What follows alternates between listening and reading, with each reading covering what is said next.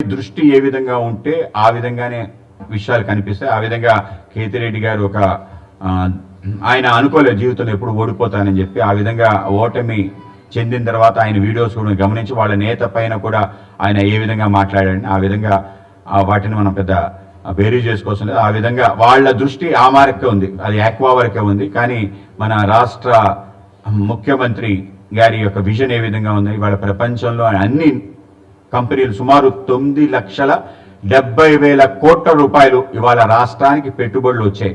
చాలా మందికి వినడానికి ఆశ్చర్యంగా ఉండొచ్చు, కానీ ఎగ్జాక్ట్గా 9,70,000 crore రూపీస్ ఈరోజు ఈ రాష్ట్రానికి పెట్టుబడులు వచ్చాయి. ఆ విధంగా ఇంకా రాబో కాలంగా పెద్ద ఎత్తున పెట్టుబడులు వస్తాయి. దానికి సంబంధించిన అభివృద్ధి మనందరికీ కూడా త్వరలో పూర్తి స్థాయిలో కనిపిస్తుంది. మా పార్టీకి సంబంధించిన మా యొక్క జాతీయ సంఘటన మంత్రి అయిన శ్రీ సంతోష్తో కలవటం జరిగింది. రాష్ట్రానికి సంబంధించిన ఏ విషయాలు మీరు ఫోకస్ చేసి ముందుకెళ్లాలనుకుంటున్నారో ఆ విషయాలు మాట్లాడటం జరిగింది.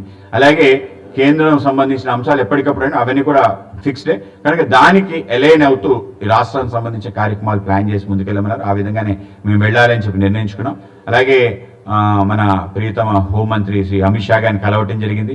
ఆయన కూడా సంస్థాగతానికి సంబంధించిన అంశాన్ని ఆలోచన చేస్తూ ముందు పర్యటన చేసి కార్యకర్తలను కలిసిన తర్వాత తప్పనిసరిగా ఏ ఇష్యూస్ అయితే మన దగ్గర ఉన్నాయో కేంద్రం దానికి సంబంధించిన డెలిగేషన్స్ తీసుకొచ్చి ఆయా మంత్రిత్వ శాఖను కలిసే విధంగా ఒక ప్రయత్నం చేయమన్నారు.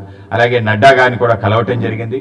మా జాతీయ అధ్యక్షులు నడ్డా గారు కూడా ఈ ప్రాంతానికి వచ్చే విధంగా, అలాగే ఈ ప్రాంతానికి సంబంధించిన ఏవైతే అనేక రకాల విషయాల పట్ల ఆయనకి మంచి అవగాహన ఉంది, ఆ విధంగా వాటి విషయాలను కూడా మాట్లాడటం జరిగింది. అలాగే నాకు నిర్మలా సీతారామన్ గారితో ఎక్కువసేపు మాట్లాడే అవకాశం దొరికింది. నిర్మలా సీతారామన్ గారు కామర్స్ మినిస్టర్గా ఉన్న సమయంలో ఆంధ్రప్రదేశ్ నుంచి ఆవిడ రాజ్యసభకు ఎన్నికైన నేపథ్యంలో పార్టీని బలోపేతం చేయడానికి విస్తృత స్థాయి తిరగటం, అనేక మంది కార్యకర్తల్ని నాయకుల్ని పార్టీలో చేర్చడంలో ఆవిడ కీలక పాత్ర పోషించింది.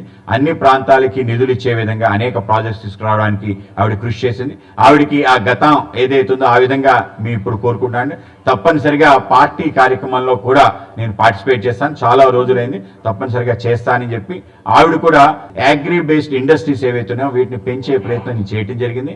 ఆ విధంగా ముందుకు తీసుకెళ్లడంలో కొన్ని లోపాలు జరిగాయి. ఇవాళకి కూడా ఆంధ్రప్రదేశ్ నిలబడాలి అంటే వ్యవసాయ ఆధారిత పరిశ్రమల మీదే ఆలోచించాలి. అటువంటి ఆలోచన క్రమం మీరు కూడా పనిచేయండి. ఎక్కడెక్కడైతే మనకు ఆపర్చునిటీస్ ఉన్నాయో వాటన్నిటిని హైలైట్ చేసి ముందుకెళ్లాలనుకున్నాం. ఆ విధంగా నాతో పాటు శ్రీనివాసవరం గారు కూడా రావటం జరిగింది. ఆయన కూడా గతంలో నర్సాపురంలో ఆవిడ అక్కడ ఒక హబ్ క్రియేట్ చేయాలని చెప్పి అనుకుంది, ఈ యొక్క అగ్రి కామర్స్ హబ్. అది దానికి ఫండ్స్ కూడా 100 కోట్ల రూపాయలు ఇవ్వటం జరిగింది, కానీ అది ప్రారంభం నోచుకోలేదు. కనుక అటువంటి పునఃప్రారంభించే విధంగా ఒక ప్రయత్నం చేద్దాం. ఆ విధంగా స్టార్టప్స్ కేవలం ఐటీ అనుకుంటారు, ఐటీ కాదు, అగ్రి బేస్డ్ స్టార్టప్స్ గురించి ఆలోచించాలి. అక్కడక్కడ వచ్చాయి, కానీ దాని ఒక రూపం తీసుకురావాలని ఇటువంటి అనేక రకాల ఇష్యూస్ ఆవిడతో మాట్లాడడం జరిగింది. ఆ విధంగానే ఆవిడ వచ్చి పార్టీ కార్యక్రమంలో పాల్గొంటాను, పర్యటన చేస్తానని కూడా చెప్పారు.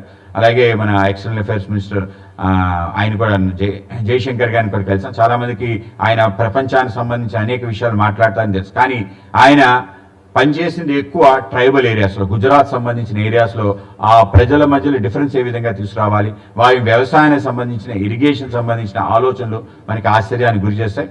2 రోజుల పాటు ఆయన అరకు పాడేరులో పర్యటన చేశారు విదేశాంగ మంత్రిగా.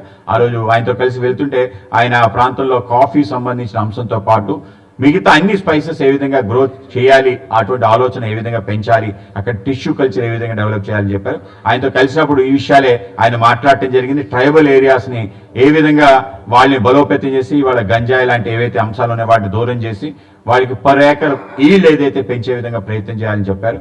దానికి సంబంధించి మార్కెటింగ్ సంబంధించిన అంశాన్ని ఆలోచించాలని. సో ఆ విధంగా ఏవైతే మంత్రుల్ని నేను కలవటం జరిగిందో అందరూ కూడా అనేక విషయాలు మన రాష్ట్రాన్ని పట్ల వాళ్ళకుండే ఆలోచన షేర్ చేసుకున్నారు. ఈ రాష్ట్రాన్ని ఒక ప్రత్యేక రాష్ట్రంగా చూసి అందరి యొక్క మంత్రుల యొక్క కృషి కారణంగా అందరూ పూర్తి స్థాయిలో సహాయ సహకారాలు అందించడం, నరేంద్ర మోడీ గారు కూడా పెద్ద ఎత్తున రాష్ట్రానికి సంబంధించిన అనేక విషయాల్లో తోడ్పాటు ఇవ్వటం కారణంగా ఇవాళ రాష్ట్రానికి సంబంధించి పురోగతి సాధిస్తుంది. త్వరలోనే ఇంకా మరిన్ని ఆవిష్కరణలు మన ప్రాంతంలో జరగబోతున్నాయి.